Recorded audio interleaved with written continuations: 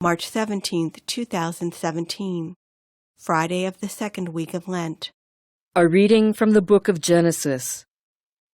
Israel loved Joseph best of all his sons, for he was the child of his old age, and he had made him a long tunic. When his brothers saw that their father loved him best of all his sons, they hated him so much that they would not even greet him. One day, when his brothers had gone to pasture their father's flocks at Shechem, Israel said to Joseph, "Your brothers, you know, are tending our flocks at Shechem. Get ready, I will send you to them." So Joseph went after his brothers and caught up with them in Dothan. They noticed him from a distance, and before he came up to them, they plotted to kill him. They said to one another, "Here comes that master dreamer. Come on, let us kill him and throw him into one of the cisterns here. We could say that a wild beast devoured him. We shall then see what comes of his dreams." When Reuben heard this, he tried to save him from their hands, saying, "We must not take his life." Instead of shedding blood, he continued, "Just throw him into that cistern there in the desert, but do not kill him outright." His purpose was to rescue him from their hands and return him to his father. So when Joseph came up to them, they stripped him of the long tunic he had on. Then they took him and threw him into the cistern, which was empty and dry. They then sat down to their meal. Looking up, they saw a caravan of Ishmaelites coming from Gilead, their camels laden with gum, balm, and resin, to be taken down to Egypt. Judah said to his brothers, "What is to be gained by killing our brother and concealing his blood?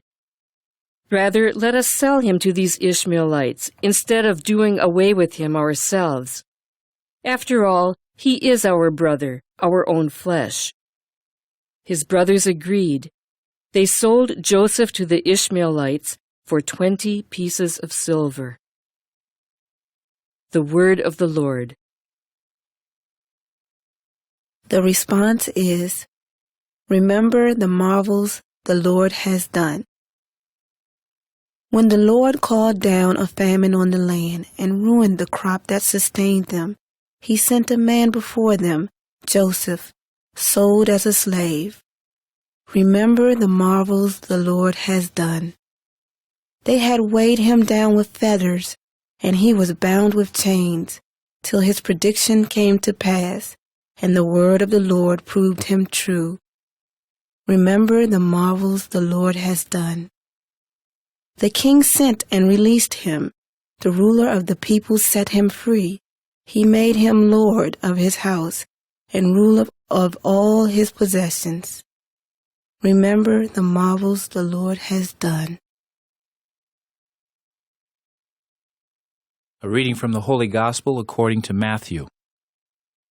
Jesus said to the chief priests and the elders of the people, "Hear another parable. There was a landowner who planted a vineyard, put a hedge around it, dug a winepress in it, and built a tower. Then he leased it to tenants and went on a journey.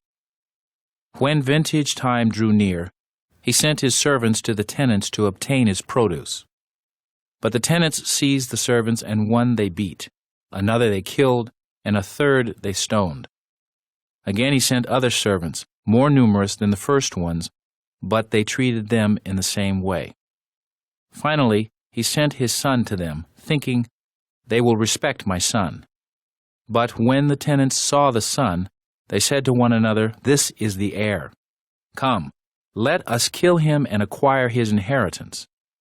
They seized him, threw him out of the vineyard, and killed him. What will the owner of the vineyard do to those tenants when he comes?" They answered him, "He will put those wretched men to a wretched death and lease his vineyard to other tenants, who will give him the produce at the proper times." Jesus said to them, "Did you never read in the Scriptures, 'The stone that the builders rejected has become the cornerstone. By the Lord has this been done, and it is wonderful in our eyes.'"